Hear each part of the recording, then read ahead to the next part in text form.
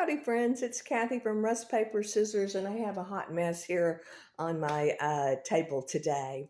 What I wanted to talk about was numbers galore. And, I'm enamored with numbers just like everybody else. And I have some ideas for things ways you could use numbers, some ideas on how to get the numbers, that type of thing. And then I have a shameless plug. I make some what I call faux French enameled tags that are numbers, and I was going to go through those and just show you that. But that's what some of the stuff here on my desk is. Um, I used to sell these, I called them faux French enamel tags. And I'll be honest, when I first made them, I used just ultra thick embossing powder, and I would have to use two or three, sometimes four coats to get them, smooth and to look right. Um, and what I found out about that was it seemed like sometimes they cracked once, I guess, because I had so many layers on there that they cracked. So I stopped selling them, but I've always wanted to go back to them. And what I did was I was looking at some different videos, and I saw a product, and I'll hold it up here. It's called Stampendous, and then it's chunky, clear, deep impression embossing powder. That's what I used on these. I did use two coats. Um, and I'll go through the process. And the other thing I used was this Distress ink by Tim Holtz or Ranger. It's the embossing dabber, and I liked that. I liked the way that they turned out. You could probably get the same effect with different products, and I don't want to discourage you. Use what you have and try it. Um, what I do was I got a popsicle stick and I added just a little glue dot on the end, and then I would stamp the tags, and I sell just the clear tags, and then I sell the tea stained tags. I call these the vintage tags. And what I did was I stamped the tags, and then I put them on the popsicle stick. I add the dauber, and then I put it into the embossing powder. And the first time you heat it, it's going to look like a hot mess, and you're going to think, oh, this is horrible. But while it's hot, pour another layer of the embossing powder over the tag and heat it, and it smooths it out. And this is, like I say, this is just two layers, and it did very well. And like I say, I've been able to kind of bend these, and they don't crack, but I can't say that they won't crack. And so I want to be honest. The other thing is these tags, the hole is a little bit bigger than I would like. I use these mini brads. They're black, and these come with, if you were to buy a set, it comes with the brads. But I'm going to be honest, brads are almost too small. And so if I was doing this, I would secure it with a drop of glue or something on the back just to make sure the brads didn't fall through. But that's the numbers, and it just comes in a variety of numbers. I just make them up. And what I've been using was I've been wanting a date number stamp for a long time, but I've never found one. I want one that has the vintage dates like 1879 or 1903, and I can't find those in the antique shops that I've been in. I know they're there. I just haven't seen them. So what I did was I looked on Amazon, and I just looked up for like number wheels and stamps, and I found these. This is the first one that I got. It is, and it's kind of small. Let me show you what I was trying to show y'all was just taking a digital print, and then I just added these small numbers. And I don't know if I can get it to focus. My camera is not that great. But I just stamped that on there, and it looks great. Took 2 seconds. So that's what it is. But on these tags, I used the larger number. This one, I believe, has 6 numbers on it. The other one I have, it has 5. But I used these larger numbers for these tags, and I thought it looked nice. Then I also wanted to mention I also sell words like journey, create, remember, imagine, memories, and discover. And so I sell those in a different listing on my shop if you're interested. So that, and I also sell them in the oops, T-Stein. I think I'm out of frame, but that's it. But I wanted to talk about using these stamps, and let me see if I can get over here. Like I say, these aren't very expensive. I believe they're maybe $10 at the most. I got them on Amazon. I did find this as a date stamp, but I liked this one because it also has these words where it says copy, paid, shipped, void.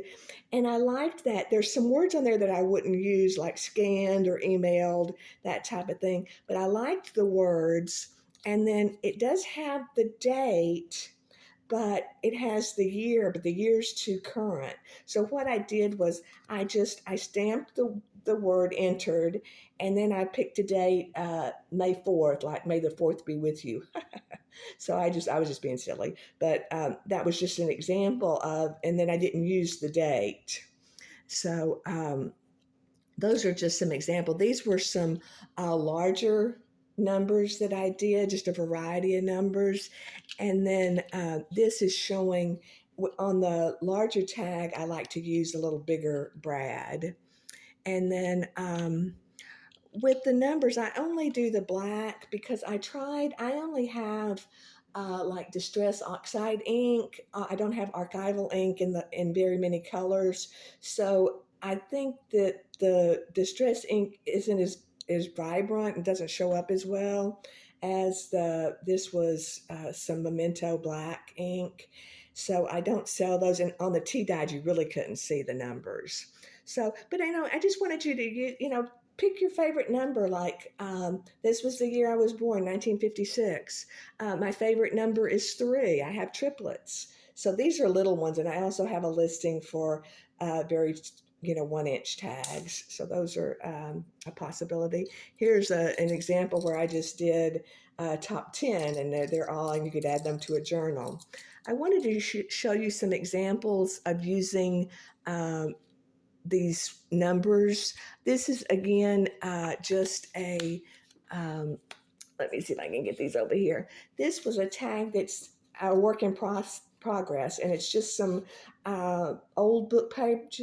And then I took a little label and I stamped the 43 on there and added it. Quick, easy way to add the numbers. This is just a little tag. The number didn't turn out really great, but trial and error. Here's another, just a tag where I added the numbers and just a blank tag. And then this is another example of a digital print, and then I just added the numbers there, and it just gives it another little element. This is an example of a fall journal that I just have listed in my shop, but I use these tags. Like here I just stamped on it, it's a tea stain tag, it says gobble gobble. And then on this page, the receipt that's back behind this said 1955, so I made the date say 1955. And again, it's just using the roller stamp to find the right numbers. So it's fun. It's been a lot of fun using them. Then I had another idea on how to add these to a journal. Let's say this was a page in your journal. What I did was I wanted to make it a belly band. And so on this one, This is a shameless plug. I sell these rusted ribbon crimps in my Etsy shop. If I had put this on a page, I would have put some rhinestones on them, but they're not. But it's just, you can use it as a belly band. You can slide the numbers around.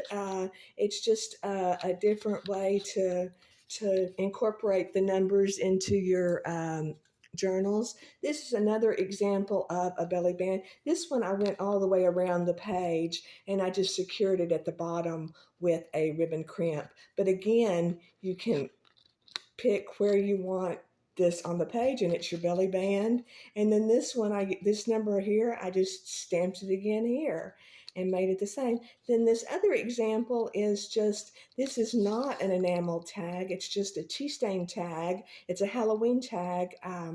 Where I use the raven. And again, I have it on the side here and you can move it up and down the page and it's a belly band. So those are just some ideas. I also, before I got my number wheels, I took some Avery labels and I just put the template into my computer and I made a variety of different words and letters and numbers and really liked it. It was, a little time consuming, and I know those people sell digital printouts and you might just want to do that. But this is another way to um, make it your own if you wanted. And if you have a special number that, means something to you, definitely you can use it. So that's what I think about with the wheels is that, you can get, whatever exact number you want. So there's another example. What I did was I printed this on this Avery labels, and then I have a inkjet printer, and so I let it dry, and then I went over it with the distress ink, the vintage photo, and just distressed it. And so that's that. So that's all I have about numbers, but I wanted to talk about um, another idea that I had, and somebody's probably already thought of this, but I love to have torn edges on my pages. And here's an example in this book. Um, see, I like the torn edges, but I'm a little anal and I want them to be straight. I see these people, tearing the pages either freehand or they tear them with a ruler. But I'm like, how do you get the edge straight? I'm so afraid it's going to be, cattywampus. So what I did was I have this old scoreboard, and a lot of times when I'm scoring, I'll score too hard and I'll tear the paper. But this one was an old Martha Stewart, and this is the bone folder, I guess it came with it, but it's chipped here on the edge. I don't know if you can see it, but it's chipped. And so a lot of times if I'm not careful and I use that side, it's going to mess up my paper. But what you can do is on purpose, if you put your paper in here and then hold it down and pick, whatever size, edge you need. And then I just press very hard and it tears it straight. Well, this one wasn't straight. I didn't cut it straight. But you have your page. And so that was my little tip. I thought that was, if you're a little anal compulsive like me, um, you might want your edges torn but straight. So that's what I have. I would love your comments. I do look at them, and they encourage me, and then they also help me if you feel like there's something I need to do different, or I would, just appreciate your input. I hope you have a wonderful day. It's a beautiful day here in Texas, and happy crafting.